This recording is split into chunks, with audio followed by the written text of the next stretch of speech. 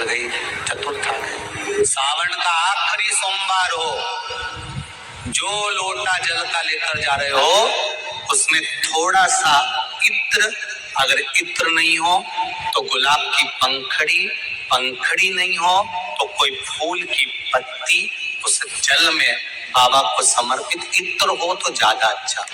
आखिरी सोमवार को या सावन महीने का आखिरी दिन आप शिव को जब 2 लोटा जल चढ़ाएं तो उसमें इत्र का भाव रखकर, कामना कर कर, त्र्यंबकेश्वर बाबा का स्मरण कर कर, और बहुत तकलीफ है और नहीं हो रहा काम, बहुत दिनों से लगे हो, नहीं हो रहा, हरा मूंग ले जाओ।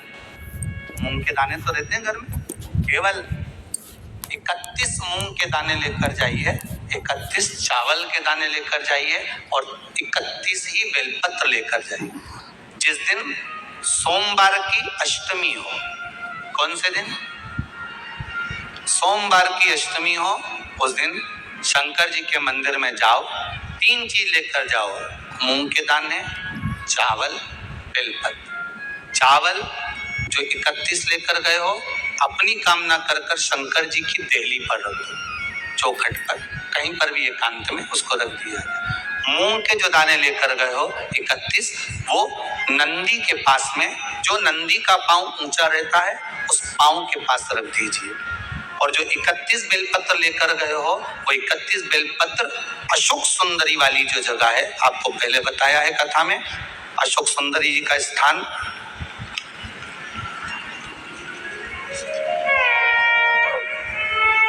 ये शिवलिंग, ये जलाधारी जहां से पानी बहता है, उसके बीच में एक मोटी सी लाइन होती है, जो शंकर भगवान की छोटी लड़की अशोक सुंदरी का स्थान है। शिव जी के 13 बच्चे हैं, 13 बच्चे में सबसे छोटी लड़की अशोक सुंदरी यहीं पर विराजमान होती है, जहां से पानी नीचे गिरता है। प्रत्येक शिवलिंग के सामने एक मोटी सी लाइन होगी, उस मोटी सी जो लाइन है अशोक सुंदरी, वहां पर जो 31 बेलपत्र लेकर गए हो, अपनी कामना कर कर पीला चंदन, लाल चंदन लगाकर उस पर समर्पित करते जाओ। उसकी डंडी जहां से पानी बहता है उस ओर होना चाहिए। आप निवेदन कर कर देखो, एक सोमवार की अष्टमी पर कर कर देखना, दूसरी सोमवार की अष्टमी आएगी, अपने आप आपका काम हो गया होगा।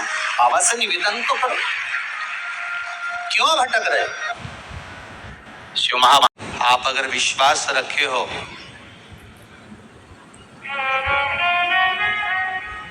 सफेद आंकड़े की जड़,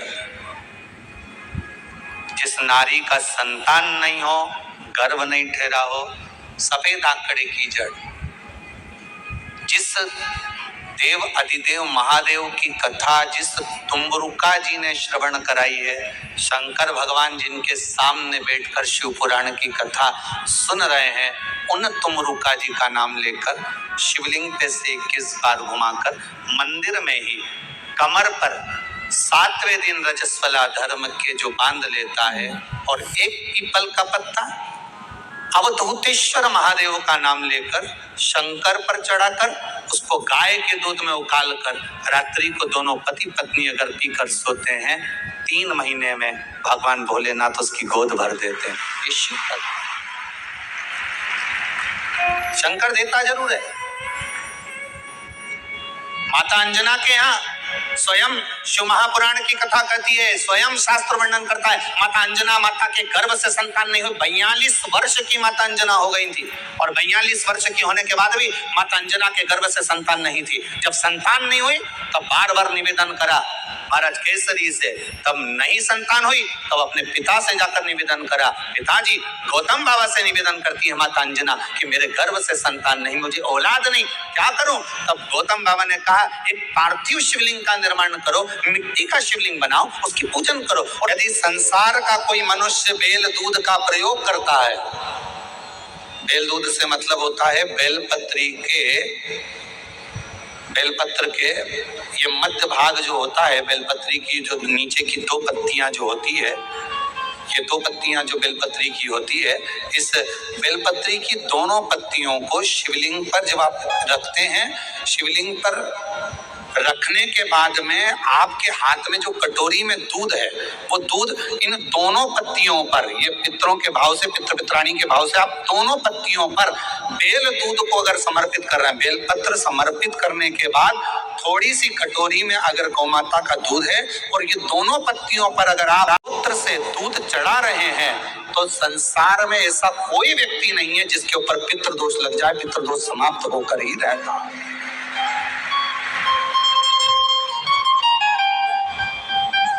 शिवलिंग पर बेलपत्र चढ़ाई, बेलपत्र चढ़ाकर ये नीचे की जो पत्ती है, आपका जो दूध का भाग है वो 2 पत्ती पर चढ़ना चाहिए, तीसरी पत्ती पर जल का भाग आता है,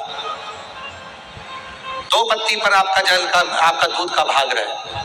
और जब बेल दूध का प्रयोग आप करते हैं और दूध बाबा को 16 दिन श्राद्ध के अगर कोई कह दे कि आपके घर में पितृदोष है, ये दोष है, वो दोष है, सारे दोष आपके यहाँ लग गए हैं, और आपके यहाँ ये 4 लक्षण अगर पितृदोष के दिख रहे हैं जो पहले कथा में वर्णित किए, अगर ये लक्षण दिख रहे हैं कि 16 दिन पहले दिन से आप चालू हो जाओ, बेलपत्री शिव जी को चढ़ाया, कटोरी में या चम्मच में 2 बूंद का भी अगर दूध लेकर गए हो, थोड़ा सा भी, बस 2 पत्ती पर आपने दूध समर्पित करा और 1 लोटा जल जो तीसरे नंबर की पत्ती है उस पर समर्पित करा। आपको 16 दिन करने के बाद आपको खुद अनुभव होगा 17वें और 18वें दिन से कि मेरे घर में ऐसा लग रहा है कि सब शांति है और कोई किसी से चिढ़कर बात नहीं कर रहा, लक्ष्मी की वृद्धि अपने आप होना प्रारंभ, कैसा भी। और यहाँ तक शिव महापुराण की कथा कहती है किसी की फैक्ट्री बंद हो गई, किसी की दुकान बंद हो गई, चलते चलते अगर किसी का व्यापार बंद हो गया, 4 दिन चल रहा था, बहुत अच्छा चला, उसके बाद एकदम डाउन आ गया, कोई प्रशासनिक कार्रवाई हो गई, कोई अदालती कार्रवाई हो गई, कोई परेशानी सामने आकर खड़ी हो गई है, तो भी अगर प्रति 16 दिन तक लगातार शंकर भगवान के शिवलिंग पर बेल दूध का प्रयोग किया गया है, तो आप 17वें दिन से अंदाजा लगा लेंगे कि आपका धीरे धीरे धीरे धीरे धीरे धीरे जो फैक्ट्री बंद सी थी वो ऊर्जावान हो गई है, चलना प्रारंभ हो गई। बेल दूध का इतना प्रभाव पड़ता है, इतना से, मेरी माताओं से, अगर तुम्हारे घर में 25 साल तक भी औलाद नहीं हुई, 20 साल हो गए, 25 साल हो गए, 30 साल हो गए, 28 साल हो गए, 15 साल भी हो गए, 10 साल भी हो गए और संतान का सुख नहीं है, तो श्राद्ध पक्ष में प्रतिदिन अपना जो पानी का हंडा होता है, परिंडा होता है, क्या बोलते हैं हैदराबाद में, हमको उसको नहीं मालूम, जहां पर पीने का पानी भरते हैं, हंडा बोलते हैं, मटका बोलते हैं, बाल्टी पानी की या हंडा, मटका, गगरा, जो भी भर कर रखते हो रसोई घर के अंदर पीने का, उस पानी के भरे हुए हंडे के पास में पितरों का स्थान होता है, और पितरों के स्थान के पास में कटोरी में थोड़ा सा दूध रखिए, एक बेलपत्र रखिए, और वो बेलपत्र और दूध को आप प्रतिदिन 16 दिन तक लगातार शिव जी को रोज रखो, रोज समर्पित करना प्रारंभ करो। बस बेलपत्र शिवलिंग के ऊपर और दूध जहां अशोक सुंदरी का स्थान है, आपको मालूम होगा, जरा ध्यान देंगे, ये शिवलिंग, ये जलाधारी, ये भगवान शंकर का शिवलिंग है, ये जलाधारी है, माता पार्वती जी का हस्त कमल, और सामने जो चरण है जहां से पानी बहता है, राइट भाग गणेश जी का, लेफ्ट भाग कार्तिकेय जी का, बीच में एक मोटी सी लाइन होती है जिसको अशोक सुंदरी कहा जाता है। शंकर भगवान की 6 बेटियां हैं, 6 बेटियों में शंकर जी के ऊपर जो कलश रखा होता है, उसमें से जो बूंद बूंद पानी गिरता है, वो कलश 5 बेटियों का स्थान होता है, जया, विषहरा, शामली बारी, दौतली और देव, ये शिव जी की 5 लड़कियां ऊपर, और एक बेटी अशोक सुंदरी, सामने जो मोटी सी लाइन होती है जहां से शिव जी पे चढ़ा हुआ पानी गिरता है, उसके बीच में जो लाइन होती है वो अशोक सुंदरी का स्थान। तो जिसके यहाँ संतान का यदि सुख नहीं है तो 16 दिन एक प्रयास करें, तुम रुकेश्वर महादेव का नाम लेकर, तुम रुकेश्वर महादेव का नाम लेकर शंकर जी के ऊपर तो चढ़ाए बेलपत्र जो तुमने परिंडे के पास, अंडे के पास रात्रि को रखा है, 16 दिन के रोज एक बार रखो और रोज एक बार चढ़ाओ। रखा, वो दूध को अशोक सुंदरी के स्थान पर समर्पित करना है और बेलपत्र को शिवलिंग पर समर्पित करना है। 16 दिन कर देखिए, उसके 3 महीने के अंदर देवाधिदेव महादेव की कृपा से गर्भ जरूर ठहरेगा, शिव की कृपा जरूर, शंकर की करुणा जरूर, गर्भ अवश्य ठहरेगा। पर नाम स्मरण रखना है, कौन से महादेव? जम के बोलो जरा, तुम रुकेश्वर महादेव। फिर से बोलिए, तुम रुकेश्वर महादेव। तुम रुक दोष लग गया। दुनिया के कई लोग कहेंगे इनको पितरों का दोष लगा हुआ है, पितृ दोष लगा हुआ है, पितरों का दोष लगा हुआ है, पितृदोष लगा हुआ है। पर वो पितृदोष लगता क्यों?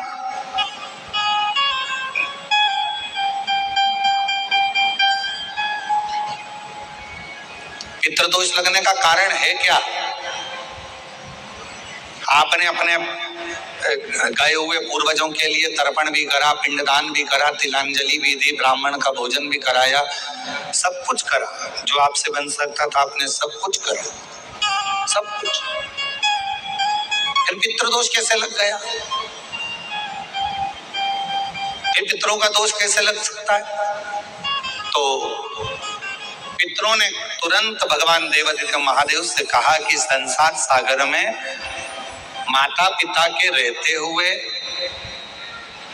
उनका आदर ना कर पाना, या माता पिता को जब प्यास लगी उस समय पर जल प्राप्त ना हो पाना, या किसी न किसी रूप में माता पिता के पूर्वजों के आदर से वंचित रह जाना, फिर माता पिता के चले जाने के बाद, बुजुर्गों के चले जाने के बाद वो दोष घर में लग जाना पितृदोष की संज्ञा में आता। और पितृदोष के 4 लक्षण सबसे प्रबल है। ये कोई भी अनुभव कर सकता है। पितृदोष के 4 लक्षण में पहला लक्षण है 1 रुपया कमाओ, 1.25 रुपए खर्च हो रहे हैं, समझ लेना पितरों का दोष है। दूसरे नंबर का, एक व्यक्ति घर में बीमार है, ठीक हुआ, दूसरा बीमार पड़ गया, तीसरा ठीक हुआ, चौथा बीमार पड़ गया, घर में कोई ना कोई निरंतर बीमार पड़ा हुआ है, दवाई गोली लगी रही है, समझ लो पितरों का दोष है। तीसरे नंबर पर आप कोई पूजन की थाली लगाए, किसी को भोजन देने जा रहे थे, किसी को पानी देने जा रहे थे, किसी को भोजन का कोई नाश्ता देने जा रहे थे, और आपकी ट्रे में से, आपकी थाली में से, आपके हाथ से अगर कोई भरा हुआ पात्र पानी का गिर गया, नाश्ते का गिर गया, थाली गिर गई, कोई दूध का गिलास गिर गया, कोई सामग्री गिर गई, कोई पूजन की थाली तुम्हारे हाथ में है और पूजन की थाली में से मालूम पड़े कोई सामान गिर गया नीचे, समझ लो कि पितर का दोष है। और चौथे नंबर पर पितरों का दोष का वर्णन किया गया, घर में जितने सदस्य रह रहे हैं अगर वो किसी न किसी रूप में एक दूसरे पर चिढ़कर बोल रहे हैं, क्रोध कर बोल रहे हैं। प्रश्न बहुत छोटा सा है, पत्नी ने कुछ कहा, उसका उत्तर पति ने चिढ़कर दिया, पति ने कुछ कहा, पत्नी ने चिढ़कर उत्तर दिया, बच्चों ने कुछ कहा, माँ बाप ने चिढ़कर उत्तर दिया, माँ बाप कुछ बोले, बच्चे चिढ़कर उत्तर दिए, समझ लेना कि कहीं ना कहीं पितरों का दोष। तो भगवान पितृदेव ने अपने दामाद से, भगवान देवाधिदेव महादेव से कहा कि संसार सागर में हो सकता है कि संसार सागर में मनुष्य रहता है, मानव रहता है। जितना समय बनाया ये शंकर भगवान ने जो बनाया ये गलत नहीं बनाया, श्रेष्ठता के लिए बनाया, जग के उद्धार के लिए, संसार के उद्धार के लिए बनाया। अब उसका प्रयोग आप करें ना करें ये आपके ऊपर है। आप उसका प्रयोग कर रहे हैं ना कर रहे हैं आपके ऊपर, पर जो बनाया है मेरे भगवान।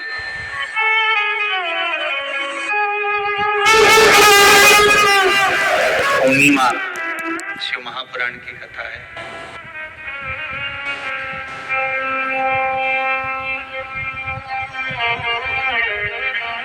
सबसे सुंदर संबंध इस संसार में अगर किसी का है तो समुद्र और चंद्र का है।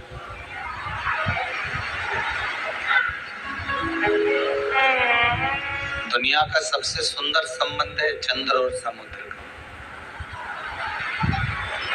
चंद्रमा घटता है तो समुद्र की लहरें भी घटती है, ज्वार और घाटा। चंद्रमा यदि घट रहा है तो समुद्र की लहरें भी घट गई। चंद्रमा यदि बढ़ रहा है तो समुद्र की लहरें भी बढ़ रहे। कितना सुंदर संबंध होगा। चंद्रमा को घटता हुआ देखा तो समुद्र की लहरें घट गई, चंद्रमा को बढ़ता हुआ देखा तो समुद्र की। अर्थात शिव महापुराण की कथा कहती है, श्रीमद् भागवत पुराण कहती है कि महाराज समुद्र जैसी गंभीरता, समुद्र जैसा प्रभाव, समुद्र जैसा भाव आपके भीतर होना चाहिए कि दूसरा व्यक्ति को घटता हुआ देखकर हमारा भी दिल थोड़ा सा दुख है, हमारा भी हृदय थोड़ा सा। चंद्रमा को बढ़ता हुआ देखकर हमारे भीतर भी प्रसन्नता जागृत हो, हमारे भीतर भी उमंगता जागृत हो, हमारे भीतर भी ये भाव जागृत हो जाए कि ये बढ़ रहा है तो हमें प्रसन्नता हो रही है। पर हम उल्टे हैं। 4 देवरानी जेठानी है। एक जेठानी के घर में लड़की हो गई, एक जेठानी के घर में छोरा हो गया। हमें प्रसन्न होना चाहिए। अगर बेटी हो गई तो अधिक प्रसन्न होइए, और बेटा हो गया तो थोड़ा कम प्रसन्न होइए।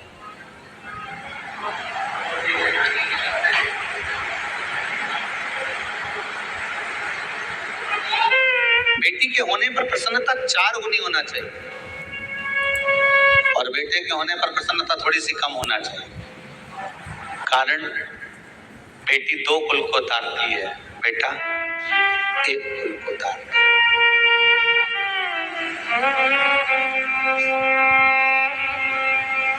अब जो 2 कुल को तार रही है तो उसकी प्रसन्नता तो अधिक होना ही चाहिए, उसमें प्रसन्नता का भाव तो आना ही चाहिए, उसमें प्रसन्नता का आनंद तो होना ही चाहिए। हम दूसरे के सुख को देखकर हम सुखी हो जाएं, दूसरे के दुख को देखकर हम दुखी हो जाएं। ये समुद्र और चंद्र का जो भाव कहा गया है। वो जितने लोग कथा सुन रहे हैं, फेसबुक यूट्यूब पर जितने कथा सुन रहे हैं, और कुबेरेश्वर धाम में जितने कथा सुन रहे हैं, आप में से कितने लोग हैं जो पूर्णिमा का व्रत करते हैं? जो माताएं करती हो जरा हाथ उठाइए। पूर्णिमा का व्रत जो करते हो ना आप लोग, रखिए।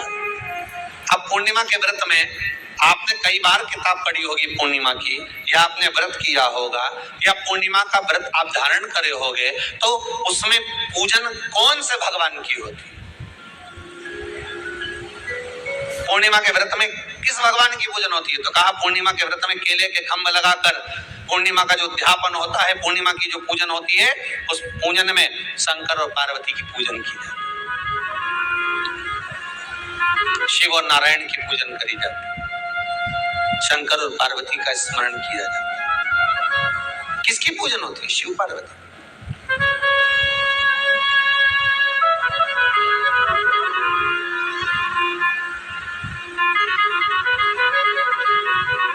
क्यों शंकर और पार्वती का पूजन क्यों करा जाता है पूर्णिमा के व्रत में?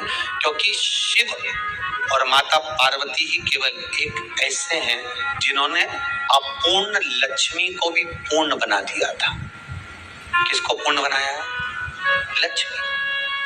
शरद पूर्णिमा के दिन अगर आप शंकर भगवान को 1 लोटा पानी अगर शिव को समर्पित कर रहे हो, श्वेत पुष्प को रखकर शंकर जी के ऊपर सफेद फूल को चढ़ाकर अगर 1 लोटा जल भी, एक पात्र जल भी शंकर को समर्पित कर रहे हो, तो ये लक्ष्मी के लिए ही तो कर रहे हो। और कौन सी लक्ष्मी? पूर्ण लक्ष्मी। पूर्ण लक्ष्मी।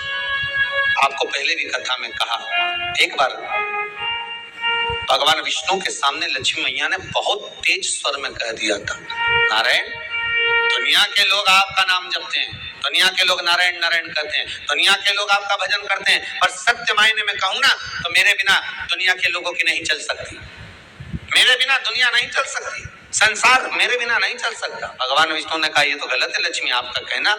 एक दिन लक्ष्मी को अहंकार आ गया, अहंकार के संबोधन जब माता लक्ष्मी करने लगी तो भगवान उसी समय पर भगवान विष्णु को क्रोध आ गया, और भगवान विष्णु ने कह दिया, लक्ष्मी तो इतनी बड़ी बड़ी बात कहती है कि तेरे बिना नहीं रह सकती संसार, मैं तुझे कहता हूं लक्ष्मी तू अपूर्ण है,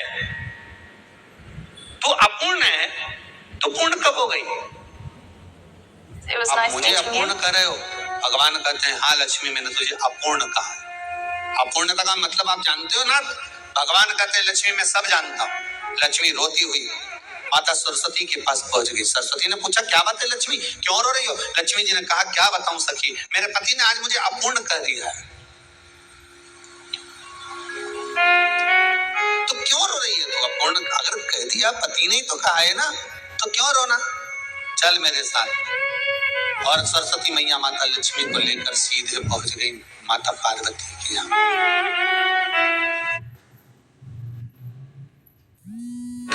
क्योंकि शिव और माता पार्वती ही केवल एक ऐसे हैं जिन्होंने अपूर्ण लक्ष्मी को भी पूर्ण बना दिया था। किसको पूर्ण बनाया है? लक्ष्मी। शरद पूर्णिमा के दिन अगर आप शंकर भगवान को एक लोटा पानी अगर शिव को समर्पित कर रहे हो, श्वेत पुष्प को रख कर शंकर जी के ऊपर सफेद फूल को चढ़ाकर अगर एक लोटा जल भी एक पात्र जल भी शंकर को समर्पित कर रहे हो, तो ये लक्ष्मी के लिए ही तो कर रहे हो। और कौन सी लक्ष्मी? पूर्ण लक्ष्मी। पूर्ण लक्ष्मी। आपको पहले भी कथा में कहा, एक बार भगवान विष्णु के सामने लक्ष्मी मैया ने बहुत तेज स्वर में कह दिया था, नारायण दुनिया के लोग आपका नाम जपते हैं, दुनिया के लोग नारायण नारायण कहते हैं, दुनिया के लोग आपका भजन करते हैं, पर सत्य मायने में कहूं ना तो मेरे बिना दुनिया के लोगों की नहीं चल सकती। मेरे बिना दुनिया नहीं चल सकती, संसार मेरे बिना नहीं चल सकता। भगवान विष्णु ने कहा ये तो गलत है लक्ष्मी आपका कहना। एक दिन लक्ष्मी को अहंकार आ गया। अहंकार के संबोधन जब माता लक्ष्मी करने लगी तो भगवान उसी समय पर भगवान विष्णु को क्रोध आ गया और भगवान विष्णु ने कह दिया लक्ष्मी तू इतनी बड़ी बड़ी बात कहती है कि तेरे बिना नहीं रह सकती संसार। मैं तुझे कहता हूं लक्ष्मी तू अपूर्ण है। तू अपूर्ण है तो पूर्ण कब हो गई?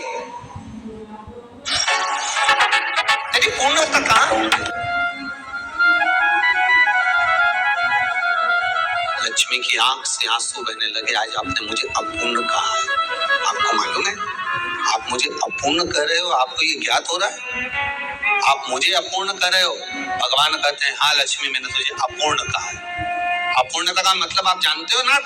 भगवान कहते हैं लक्ष्मी मैं सब जानता हूँ। लक्ष्मी रोती हुई माता सरस्वती के पास पहुंच गई। सरस्वती ने पूछा क्या बात है लक्ष्मी, क्यों रो रही हो? लक्ष्मी जी ने कहा क्या बताऊं सखी, मेरे पति ने आज मुझे अपूर्ण कर दिया है। तो क्यों रो रही है तू? अपूर्ण अगर कह दिया, पति ने तो कहा है ना, तो क्यों रोना? चल मेरे साथ। और सरस्वती मैया माता लक्ष्मी को लेकर सीधे पहुंच गई माता पार्वती के यहाँ। माता पार्वती के यहाँ जब पहुंची, माता पार्वती ने लक्ष्मी जी को देखा और सरस्वती को देखा तो पूछा कि बात क्या है, क्या हो गया ऐसा, क्या हुआ, क्या है ऐसा जो तुम दोनों आज मेरे पास में आई? क्या हुआ? पार्वती जी कुछ बोलती, शिव जी का ध्यान माता सरस्वती की ओर और लक्ष्मी की ओर गया और भगवान शंकर जान गए कि आज भगवान नारायण ने लक्ष्मी जी को अपूर्ण कहा है। अब देखिए माता पार्वती क्या कर सकती है, इसको पूर्ण बनाने के लिए करेगी क्या? क्या हुआ? माता सरस्वती जी बोली लक्ष्मी को अपूर्ण कर दिया। अपूर्ण कर दिया? हाँ, तो क्या सोचना उसके लिए, इसको मैं अभी पूर्ण बना देती हूँ। माता जगत जननी पार्वती ने गोदी में विराजमान गणेश जी को उठाया और उठाकर लक्ष्मी जी की गोद में दे दिया। ले लक्ष्मी आज से तू पूर्ण हो गई, लक्ष्मी आज से तू पूर्ण है। गोदी में जब तक संतान नहीं है तो नारी को लोग अपूर्ण समझते हैं। माता पार्वती जी ने संपूर्ण ब्रह्मांड में एक सिद्धता प्रदान कर दी कि अपने गोदी के लाल को, अपने गोदी के पुत्र को माता ने लक्ष्मी की गोद में देकर लक्ष्मी को पूर्ण बना दिया। वो दिन कौन सा था? यही शरद पूर्णिमा का दिन था। कौन सा दिन? आवाज पकड़ लो। यही शरद पूर्णिमा का दिन था। शरद पूर्णिमा का दिन लक्ष्मी को पूर्ण करने का दिन। पूर्ण करने, केवल अमृत ही नहीं बरसता, शरद पूर्णिमा के दिन लक्ष्मी भी बरसती है। लक्ष्मी पूर्णिमा के कितने व्रत होते हैं? बोलते जाओ, जल्दी जल्दी बोलो। पूर्णिमा के नारियों को, स्त्रियों को अखंड सौभाग्य के लिए, जो नारी वैधव्य नहीं होना चाहती है, उस नारी को पूर्णिमा के कितने व्रत करना चाहिए? जिस नारी के यहाँ संतान नहीं हो, औलाद नहीं हो, उसको पूर्णिमा के कितने व्रत करना चाहिए? जिस नारी का पुत्र, पति बहुत बीमारी से ग्रसित हो, लग रहा हो कि ये मेरा बेटा बहुत बड़ी बीमारी में घिरा हुआ है, तो नारी को कितने व्रत करना चाहिए? स्वयं भगवान कृष्ण ने माता यशोदा को द्वापर में भी बताया है कि पूर्णिमा के 32 व्रत होते हैं। कितने व्रत होते हैं? 32।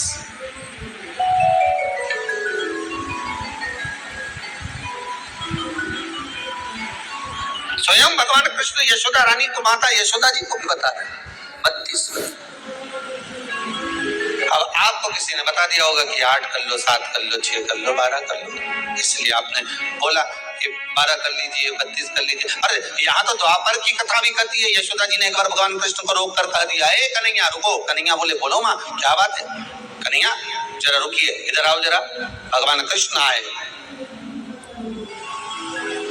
हाँ माँ बोलिए।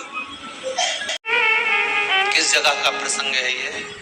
जिस समय पर राधा रानी कुरुक्षेत्र में नंद बाबा और यशोदा जी को लेकर कुरुक्षेत्र के कुंड में, ब्रह्म सरोवर में स्नान कराने के लिए लेकर जाती है, ग्रहण का समय पर। और जब भगवान कृष्ण उस कुरुक्षेत्र के उस सरोवर में स्नान करने आते हैं, तब यशोदा जी ने अपने लाला से प्रश्न किया है, पूछा है,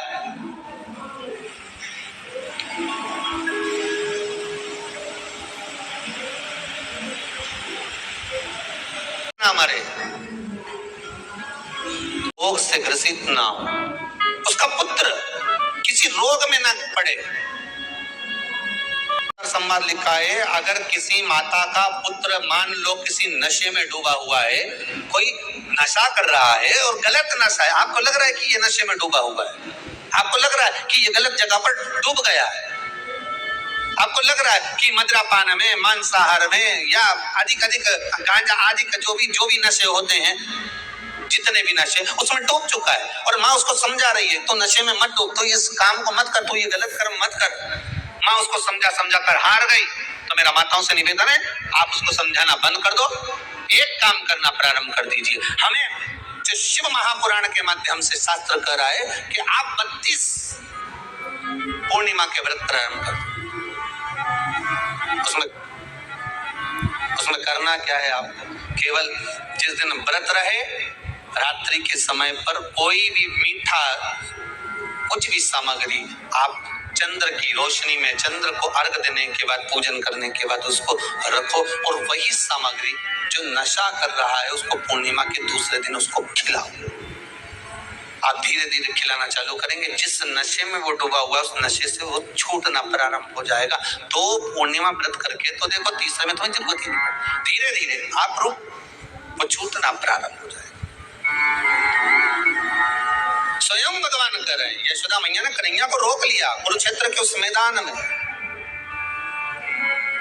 और भगवान कृष्ण का दर्शन माता यशोदा जी करी। बहुत दिनों के बाद माँ को, आज माता यशोदा को लाला का दर्शन, बहुत समय के बाद, जाने के बाद, बहुत समय।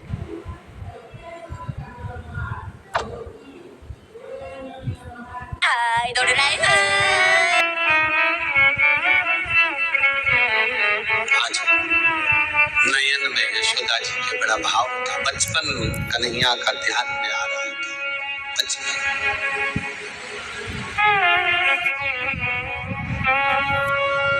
मस्तक पर मलिया गिरी चंदन, ऐसा तिलक लगाया,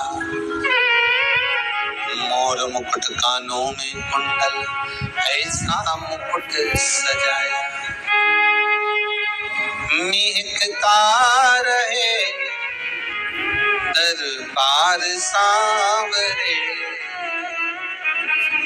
आज यशोदा जी को लाला का वो बचपन याद आ रहा है। कुरुक्षेत्र की भूमि पर तेरा किसने किया श्रृंगार सांवरे, तेरा किसने किया श्रृंगार सांवरे, तेरा किसने किया श्रृंगार सांवरे, तेरा किसने किया श्रृंगार सांवरे।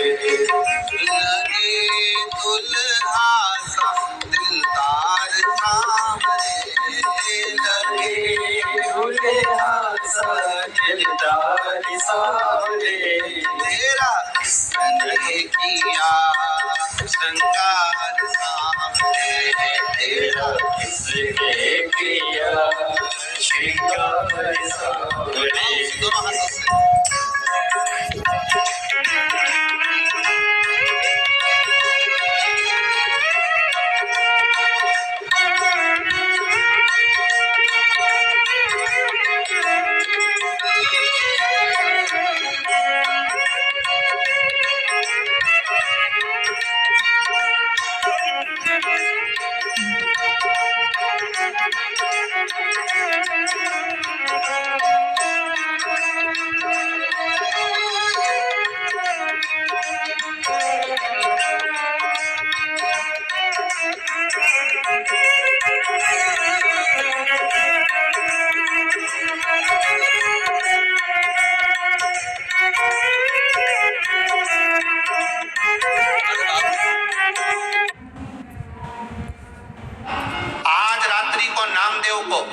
कोई कम्बल मत देना, कोई गादी मत देना, इस पर ठंड में कांपने दो, पड़े रहने दो इसको। नामदेव जी महाराज रात को आम के पेड़ के नीचे ठंड में कुकड़ के पड़े हुए थे। इतने में भगवान को लगा कि मेरे नामदेव ने अग्नि में भी मेरा दर्शन करा है, मेरे नामदेव ने अग्नि में भी मुझे देखा है।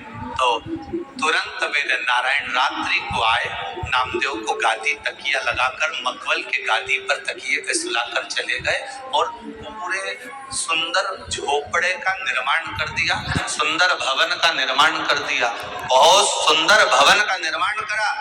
रात्रि के बाद में सुबह सुबह गांव के लोगों ने विचार करा, जरा चल के देखते हैं कि नामदेव की हालत क्या है, जिंदा है कि मर गया। जाके देखा तो नामदेव तो मखमल के गादी तकिया पे सो रहा है। सुंदर झोपड़ी बनी, इतनी सुंदर कि किसी ने देखी नहीं थी। अपना अपना घर में आग तो लगा, अभी बन के तैयार। तुम आग लगाओगे, मकान तैयार हो जाएगा। लगाओ तुम आग। पागल, संतों को पागल का, भगवंतों को पागल का, भक्तों को पागल का। यहां तक शास्त्र कहता है जितने कथा बाचने वाले ये भी पगले, और जो कथा करवाने वाले वो भी पागल, और जो सुनने वाले वो भी पागल। सब पागलों की गिनती में हो। समझदार तो वो हैं जो कथा में नहीं आए, 8 बजे से दुकान पे जाए, 11 बजे तक कवा रखते जोड़ आखिरी में सब जीवन बस कमाने में गवा दिया, पर राम नाम, कृष्ण नाम, शिव नाम कभी नहीं कहा। वो समझता। और हमें भगवान भोलेनाथ जी से कहते ना, हमको समझदार मत बना। तो आपकी भक्ति में, आपके भजन में, आपके स्मरण हमें नहीं बनना समझदार। ढूंढा जा सकता है, पर मोक्ष गूगल पर नहीं ढूंढ सकते, मोक्ष तो शिव महापुराण में ही ढूंढा जा सकता है।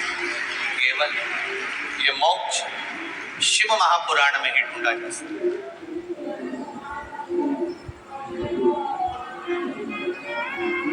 गूगल पर रास्ता ढूंढ सकते हो पर मोक्ष नहीं।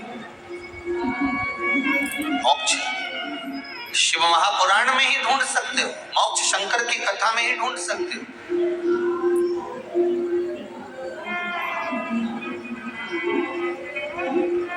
और मोक्ष ढूंढना है तो शंकर की शरणों में, शंकर के चरणों में जाकर, शंकर भगवान के चरणारविंद में पहुंचकर मोक्ष की प्राप्ति आप कर सकते। शिव के चरण, इसीलिए भगवान देव अधिदेव महादेव की प्रार्थना, देव अधिदेव महादेव से निवेदन, देव अधिदेव महादेव से विनती, ये सुख देने वाला। तेरी पूजा में दूध ले आई, उसे बछड़ा भी छोटा करा। शंभो शरणे पड़ी, मांगू घड़ी रे घड़ी, दुख काट दया करी ने दर्शन। भगवान से प्रार्थना कर सकते। मेरे भोले ओ बम भोले, मैं काशी नगरी आई। मेरे भोले ओ बम भोले, मैं काशी नगरी आई। जय हो।